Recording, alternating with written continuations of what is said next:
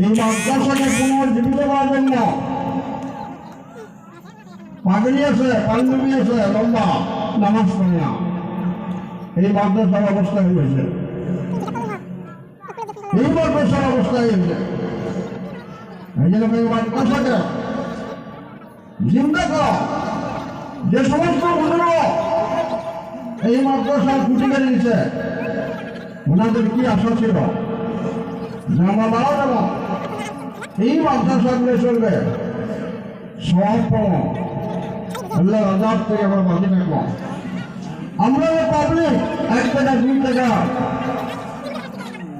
100 200 করে ধান দিয়ে চলে বড় করে আজাদের জন্য, বড় করে যেটা আল্লাহ জাহান নামে না যায়, কিন্তু আজকে দেখা যায় জানা হয় মাদ্রাসা খোলা নাই,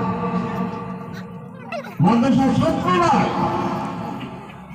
মানে আপনাদের কাছে অনুরোধ করলাম, আমরা সিনিয়র মানুষ হিসেবে, সিনিয়র আলেম হিসেবে, মুরব্বী হিসেবে এই জায়গা 500 কোটি মাদ্রাসার ভাই আছে, 500 কোটি ভাই সরকারি আছে,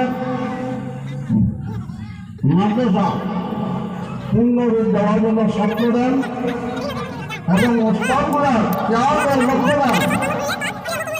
ওস্তাদ খালি কালেকশন করবে না, পড়া পাবে, এটা লক্ষ্য দেওয়ার ব্যাপার।